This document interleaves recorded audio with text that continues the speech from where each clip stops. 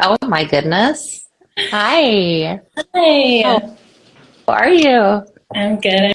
I'm nervous because I don't do these things. Ooh, it's new for me too. You look stunning. Thank you. So do you. How are Thanks. you? I'm good. I'm so happy you're here. Hey guys. You too. Oh, Kelly's here. Hi, Kelly. Hey, Kelly. Charlotte. Some, You know Charlotte?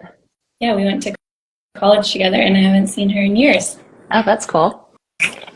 So I wanted you to come on because I love you.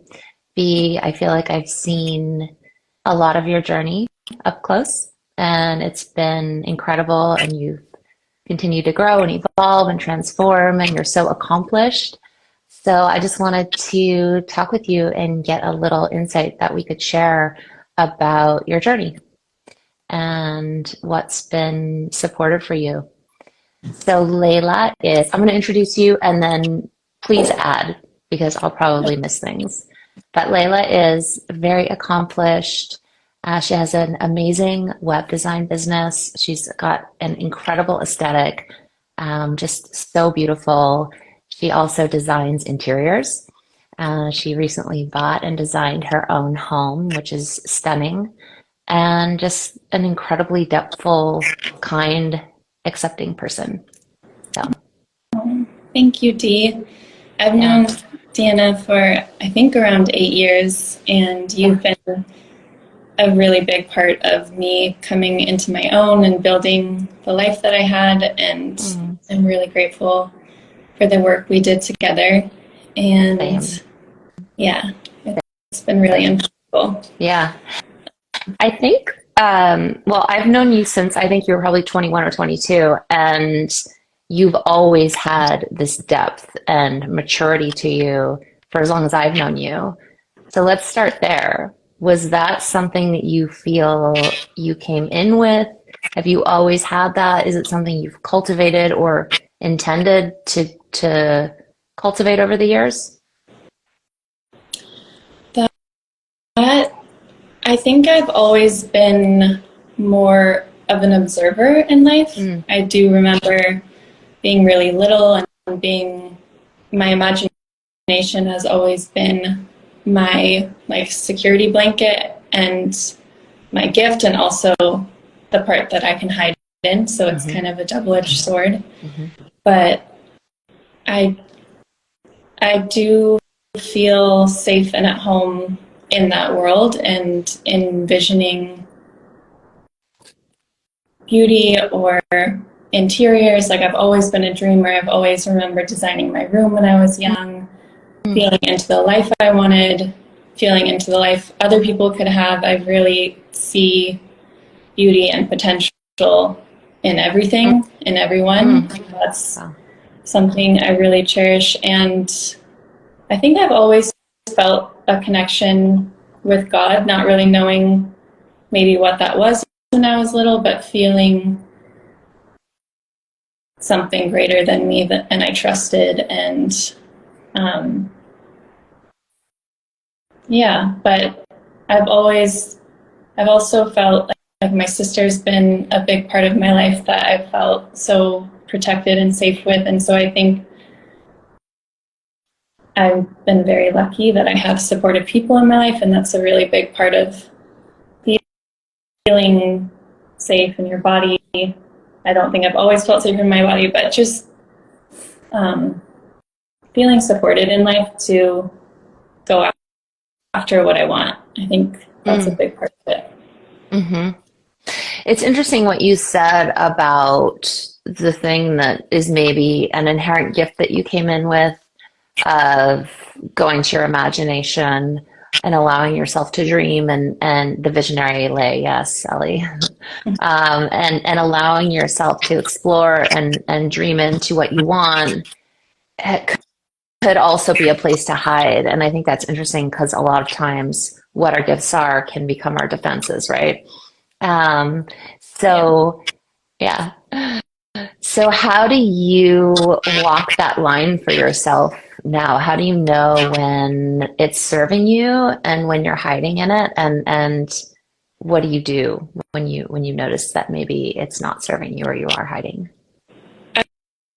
Through relationships and other people, I think Hmm. it's been shown to me when I'm numbing out and when I'm allowing myself to be in that space. And I've noticed in everything in life, there needs to be the structure, and then there needs to be the structure and the systems for that imagination or the creation or whatever it is to feel safe in. So when I kind of check out because I don't feel safe, or when the energy is really intense, or when it's overwhelming, then that's more of a checkout. But when I give myself the space and the awareness of, okay, now is the time to dream or to meditate or to be in the esoteric, then it's a tool. Got it. So, And yeah, that, go ahead. yeah, and that translates to my business, to everything really in life. I'm noticing more and more when you create a system for something, whether it's money, whether it's a project, there always has to be the space to allow the feminine or the creation or the dreams to kind of be held. But when it's not held, it's chaos, Right. and or it's the checking out, or it's whatever it may be. Yeah. Wow. Great. So many good things here. I think so. So I'm hearing that when you have the safety, the structure, the safety, however that the feeling of safety in you, it's expansive. It's dreaming into something. It's serving you. And when you don't have the safety, it's often it's protective, and Right. you're checking out. So you understanding and knowing that you need that structure and safety in order to use this gift in a way that serves you. Right. Or even naming it. Like, even Yeah. if I'm with someone and I need a moment or I need to take a breath, it's like, instead of just checking out and they're with me, it's like, Hmm. hey, I just need a minute to feel into this, or to take a beat. It's giving it that space, really. Otherwise, it Yeah. feels probably very frustrating and scary to the other person. And same with, I think a lot of creatives in business too are these, I mean, there's so many geniuses out there, but if they don't give themselves the actual structure to thrive in that, then it's just spilling out everywhere and it's not being funneled to something. Right. Yeah. So bringing your awareness to it, and your presencing it really, and naming it is helpful. And it sounds also like having the people in your life that you trust to reflect clearly to you. Yeah. And to carve out the space for it, whether that's, I'm going to take a meditation this morning, or I'm going to go on a walk, or I'm going to create an Excel spreadsheet for X, Y, and Z I need to do today. It's like, it's almost like when something has a place to go, then it can flourish. I Hmm. know this is like going in so many different directions, but No, it's not actually. I feel like it's all working together, and you're bringing up questions that I wanted to ask you. So great. okay. Hi, Victoria. So in terms of, so you are a person that is in a lot of flow, from my perspective. Um, is that something that you felt has always been with you? No, you helped me a lot with that. Hmm. I tend to be a person that kind of just goes with whatever my surroundings are going with, and because if I'm with a friend, or if I was living with someone at the time, all of a sudden it felt like my life was just kind of happening, and not, I wasn't like at the driver's seat taking shape. And Hmm. I remember when we started working together, it was the most simple thing, but it changed my life. Was I would create a weekly schedule, and I even started like to the half hour of getting my mornings like structured. And then again, in that structure, there was so much spaciousness all of a sudden to connect with my friends, to have social time, to have time to myself, to have time with my work. And that's when everything started to like firm up and take shape. And then I realized I wanted to go to New York. It just like, it basically allowed so much space and empowerment in my life by just getting clear with how I spent my time. So yeah, the So, flow, and it's also, sorry, go on.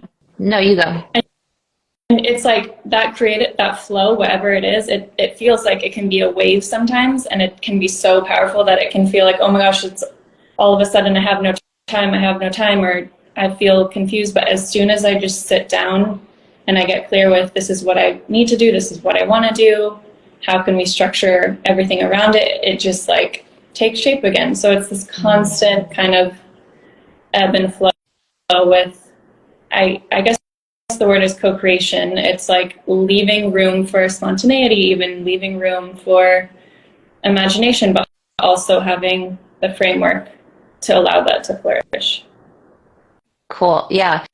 So I'm hearing that you've been sort of like, oh, I'll just go with the flow type of person, but that wasn't fully serving you until you learned to cultivate structure for yourself so that you could flow within the structure and you could be actually more intentional, more co-creative. Yeah. Yeah. Oh, that's cool. Yeah. So how has that, let's go to your business, because you built this business, it seems very quickly, at a really young age. And how did you do that? What was it like using your gifts in flow with cultivating the structure? Were there other things that helped you with that? Yeah, I graduated college early with a degree in marketing and a minor in business, and I felt like I had to do something in the corporate marketing world because that's what I had just studied, and I just moved to LA and I was living with my cousin, and I took one class in design and I learned a little bit of Adobe and was doing that kind of on the side for family and friends, but very lost in how I wanted to implement my gifts in the world, and also feeling like the corporate ladder was kind of the only way for me. And my cousin was so helpful, and I really had nothing to lose. I had nothing to my name, and she was like, "Why don't you call yourself a graphic designer?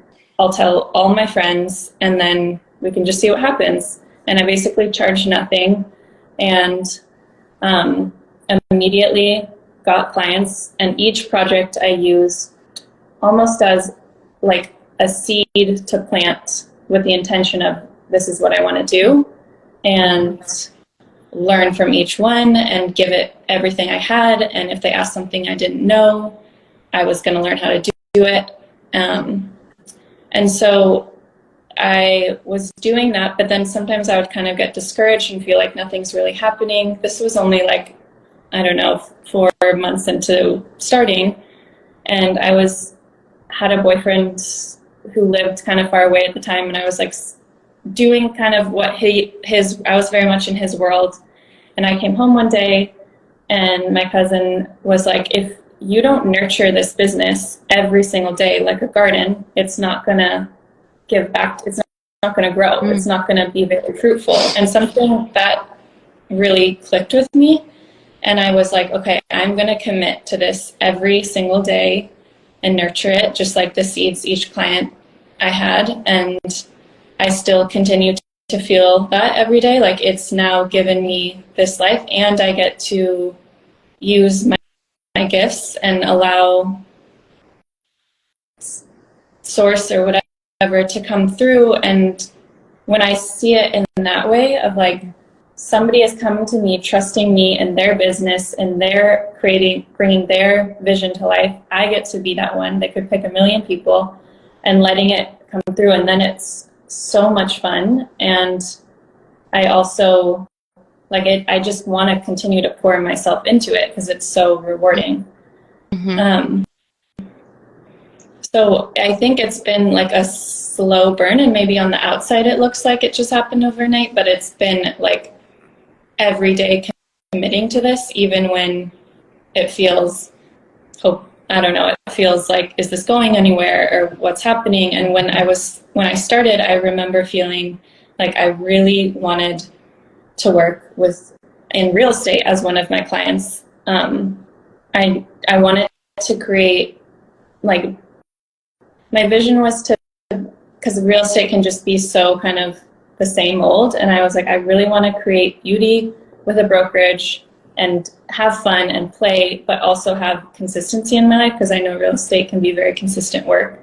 And so every day I would go sit at a cafe and just like cold call every single day and not get anything back, or just hear, like, it was very discouraging, but also I was like, I'm going to commit to this until something happens. And then I went to my local brokerage, and who was like down the street. I didn't even have a car, and they are amazing, and I still work with them today. It's been 5 years, and they were like, yeah, our designer just left and we actually need someone. And they had me design a perfume label on the spot, and I did it, and that was it. And then Wow. and we've grown so much together. They've expanded to Florida. They have another office in LA. Like, we've just like grown together. And I think that has been such a gift in my life. I'm every day grateful for, because they really trusted me and I really trust them. And we like have just built each other up, which is so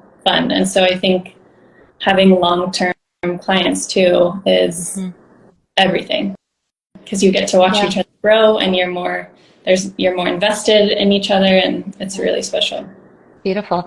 It sounds, as you tell that, that your ability to really tune in and listen and receive has been helpful for you, like with people who were mentors to you or offering you insights that you really took note, and that when you had it, from client to client or job to job, that you really listened and continued to take what was working and use each experience as a way to help you grow and be better, and just kind of listen and be in communication with the signs that were coming for you, which, I think sometimes people think of signs as like some like parting of the heavens and some weird ethereal voice coming to tell you, but it's just like maybe this person mentioning this thing, and then listening and really receiving that and seeing if it is something that resonates that you could use for you. But it sounds like you just have listened and really used what has resonated. Yeah, absolutely. I think when you really let things sink in and you implement them and you do that every day, that's when massive shifts happen, because now we have access to so much knowledge and so much advice and so many things to do. It's almost overwhelming. But if you can, like, whatever it is that speaks to you, whatever it is that like aha moment, or you really feel it in your body, and you practice that every day. I remember I was in like 5th grade, and we would have parents come in and talk to us about their careers. I don't know, like once a month or something. And one of the kids in my class, his name was Stephen Levekis, and his dad came in, and he was like, the key to success is choosing something and fully committing, and not getting sidetracked of all the other things you can do. Because I noticed that too, like, people are succeeding over here doing this, and people are doing this business and it's blowing up, and that is when things get so overwhelming, and you're like, oh, should I go there? Should I start there? And it just feels like endless things. But when you, just like in a relationship, when you commit to something and give it your all, even when it gets tough, I think he told me, and I will never forget, he was like, that's when success happens. It's like having your eye on the prize and dedicating yourself. And it doesn't need to look the same as anyone else. If you have a vision, or if you have something really unique to offer, or if you have something that everyone else is doing, this is what I say all the time to some friends who are like, I don't know, I want to be a hairdresser or open a restaurant, but there's so many restaurants, or there's so many, it's like, you can listen to that voice all day long and let that deter you from doing what your heart is telling you to do, but people need to eat every day, people's hair grows every day, like there's always going to be a need for you. And when you show up to something fully in your heart and dedicate yourself, that's going to be such a unique, special experience. And it doesn't matter how many other people are doing it. Like the whole saturated market thing, I don't buy into at all. That's like, I mean, there's also, we're all, what was yeah, it? go ahead. I was just going to say we're all spinning our own universe. Competition is really a myth, right? It's like Yeah. it's like if my beliefs align with the idea of competition, then that's real for me. But I can also transform myself into a different paradigm where I'm experiencing something different. Right. And there, like, if you look at even our community and our friends, how many of us, how many coaches are there? And Yeah, there's still enough to go around. a You know, lot. everyone's Yeah, such yeah. unique flavor. And me working with you is going to be a completely different experience than me working with your husband. Like, you both offer something so different Yeah, and so specific to what people might need at that time in their life. yeah, totally. Um, what about the financial piece? Because you've been very, it seems like diligent in terms of growing your finances. And I know you just bought a place, well, last year, I guess now, and designed it so beautifully. What's that process been like for you? And is that something that you consciously developed? Was it always easy for you? Did you have to like, shift in order to get yourself there? Um, yeah, that is a really good question. And there's a few components to that. The financial piece, I think I've been working since I was like 13 or even like maybe 11 babysitting. And I've always had a vision of what I wanted to do. So what I think money does is it allows us to, it's the one thing that we all agreed upon has value wherever you live in the world, whatever you do. And it allows us to do what we want, whether it's feeding ourselves, building a home, creating a clothing line, whatever it is. And I have always, like, I think at a young age, I saw the power of when you think of something you really want and then you build your way. Like, I remember if I wanted something that my parents wouldn't buy me when I was little, I would like have that in my mind and go and babysit and like save my money and put it in the back of my closet until I had enough. And I think money also is similar to what we were talking about in the beginning, where if you have a system for it, if you have a place for it to land and you're very intentional, it actually wants to go somewhere. And so I love money. I could talk about it all day. I think it's very interesting.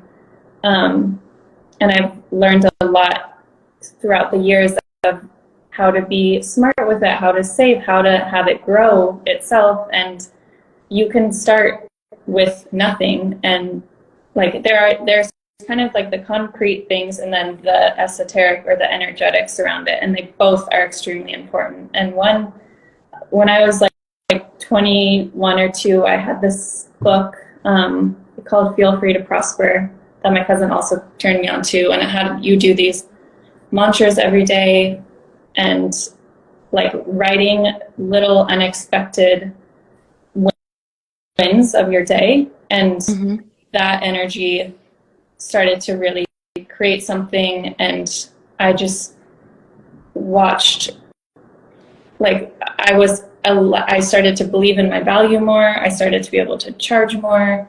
I also realized like the only difference between me and that designer is their worth. Like, we were producing the same thing, but it's knowing there's so many different components. I'm going to try to narrow it down a bit, but like on the tactical side, I really see how creating space for it to go to is what allows it to land. So creating a high yield savings account, creating a Roth IRA, creating a regular IRA, like creating all these kind of places for it to go is like having organizers in your drawer, and then the clothes all of a sudden end up there, and it's getting very, very clear. And you can find them, you know where they are. You're like, oh, Yeah. forgot I had 25 pairs of underwear. Here they are. Exactly.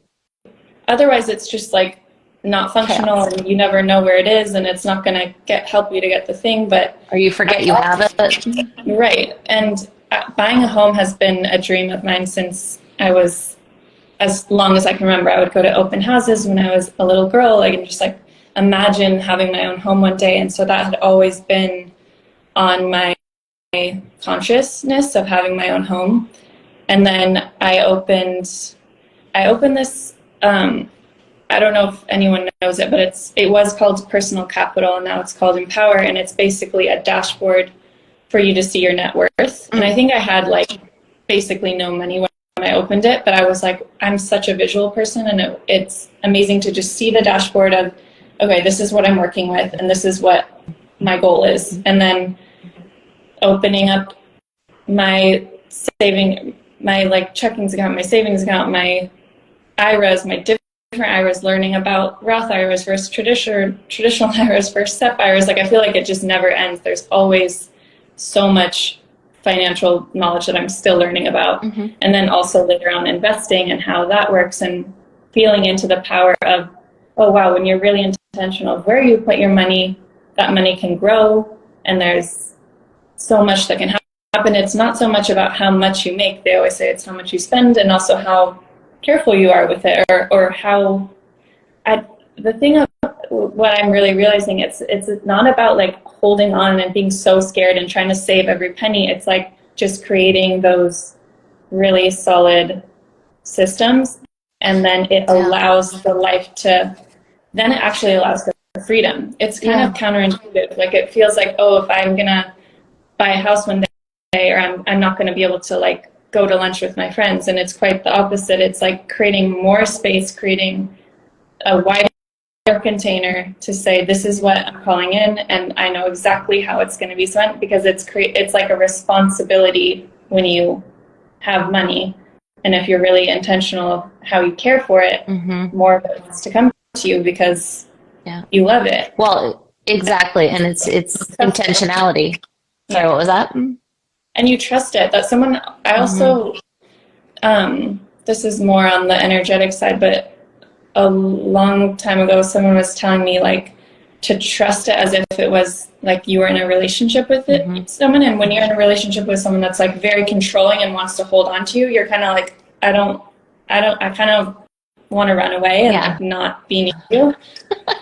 Or rebel. But when you welcome it with like loving open arms, and you're like, I love you so much, and also I trust you to go do whatever you need to do, and then it's like, ooh, this feels good, but I'm always wanting to come home to you and bring you more. So it becomes this like figure eight of constant flow and like cycles of coming in and going out, but then your container can widen and widen and widen, and then more can come in and more can go out. So that's like I don't know, that's both sides of how I've and continue to work with it. And of course fear comes up, and of course things can get scary, or it can feel scary, but just to remember that it is a cycle, and to not get caught up in the illusion that it's this real thing that's never going to come back to you again, because that I think we all feel that at times. Yeah. So again, it's intentionality, and also giving yourself that structure that you can flow within.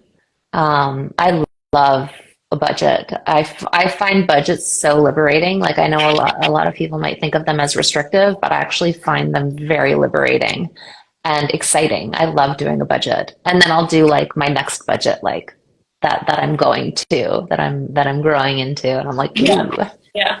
You taught me that too. Because I always thought budget was restricting, like budget meant had to stay in this little corner. And you were like, ooh, what's your dream budget? And I remember one of the assignments working with you was like, my kind of budget that was a little out of reach, but I think could be manageable. And then my like absolute wildest dream budget of like, if you had all the money in the world, and then we would write an Excel spreadsheet of like personal massages and getting your car detailed and taking your family out to dinners once a week and getting a rental house in Ibiza for your friends. And it was like, oh, whoa, this is, again, like creating the menu or like putting in the order for what it is you want and then allowing the space to have that come in.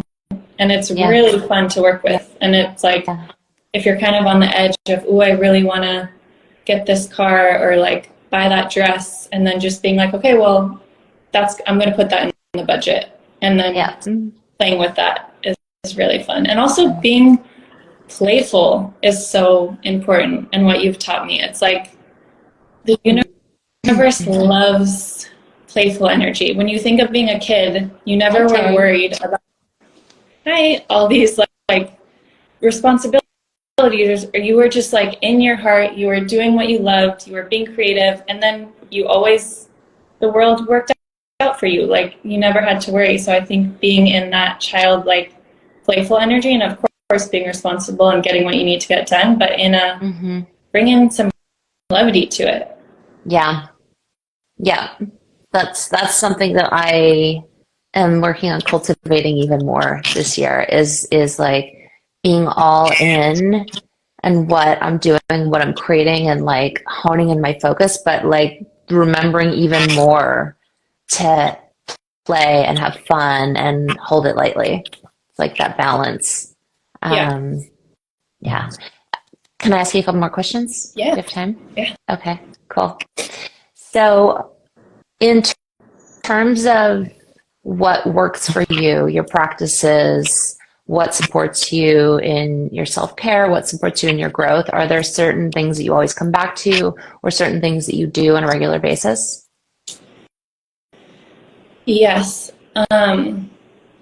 Before I got the house, I was very diligent about my practices every day. And I think I needed to be at that place in my life. It allowed me to get a lot done. I was super focused and almost to the point where it became debilitating, because if I didn't do my morning practice, I felt like I was going to fall apart. So there was a time that I would wake up and meditate and journal and work out, and like my morning routine was almost like a bit too much.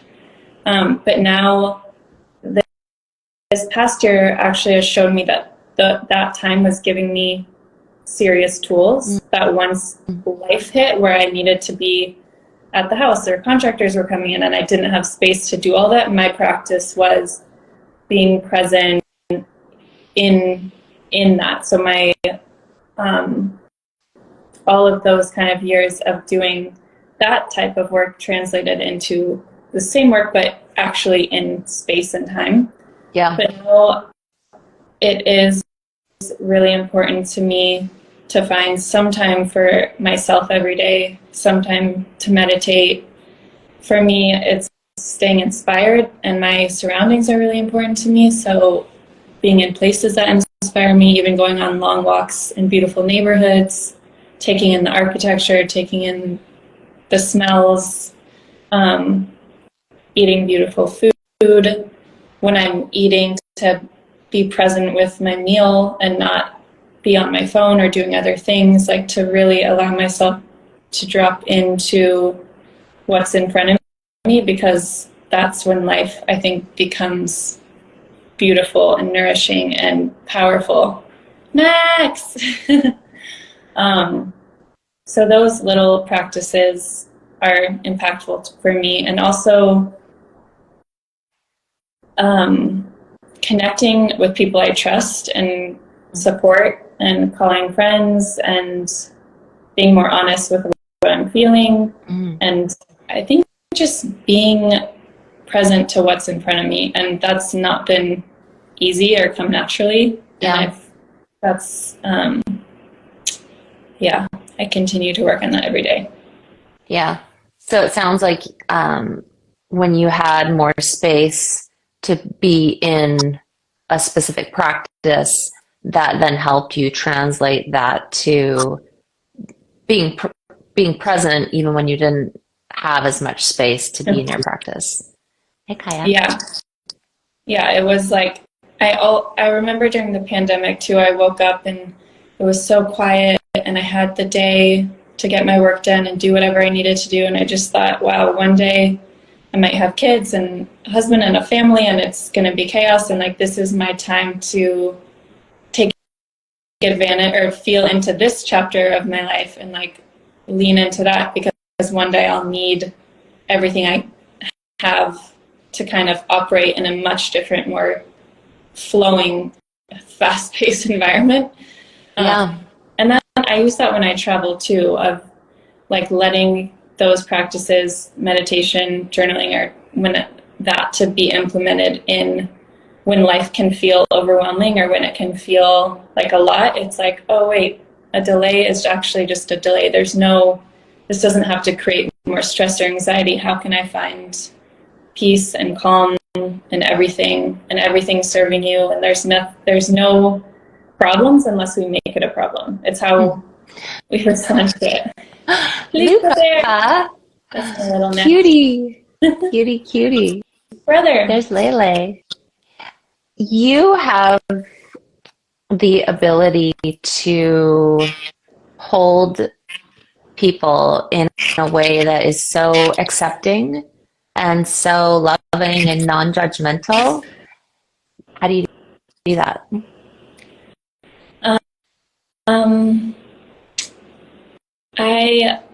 I have an ability to kind of zoom out of where we might be meeting right now and realize we come from such different backgrounds, such different parenting, such different environments, and we all see the world in however we see it for many, many different reasons. And I don't have to take that personally, and I don't have to say it's wrong.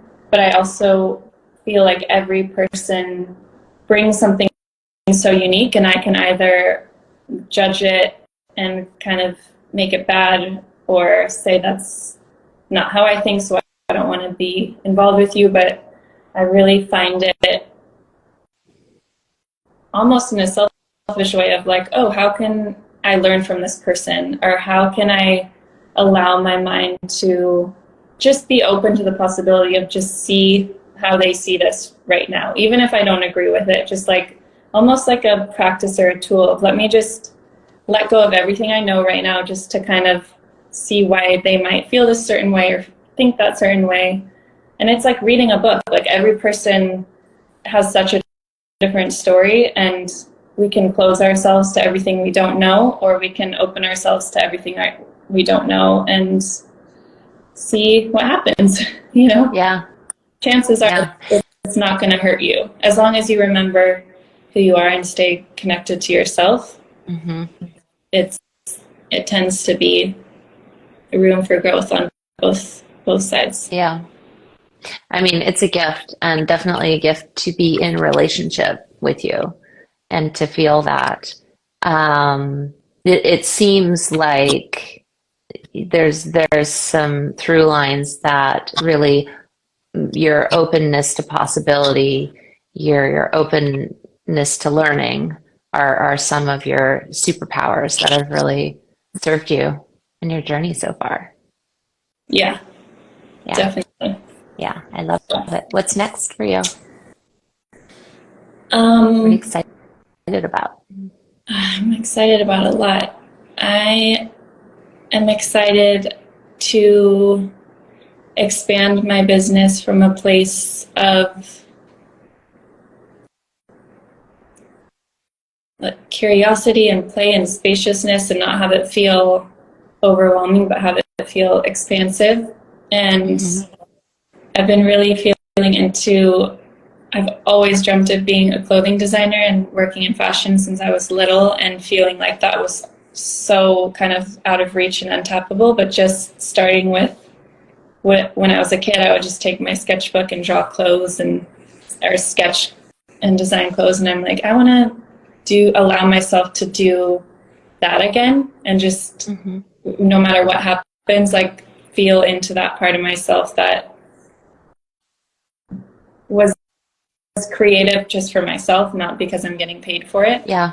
And also do more interior design projects this year, and website projects, and have a lot of fun, and also connect with my family and my friends and play more in life. Yeah. Awesome. Thank you so much. Oh, Max is trying to come join us. I Max wonder, Chilami. Max, yeah, yeah. I want, maybe it's Luca. Um, The whole family wants it. should I accept? Yeah. Hold on, let's see. Wait, it didn't work. Um, okay. Well, oh, okay, so oopsies. Cute. Well, thank you so much. Thank I'm you so so grateful much. that you're in my life the way you are. And Me I think too. you have so much to offer, and your wisdom is so welcome. Thank you for being such a big part of my journey and for being my friend. I'm Yeah. lucky. Oh, hi, Genevieve. Yes, I will see you soon. Thank you guys so much for being on.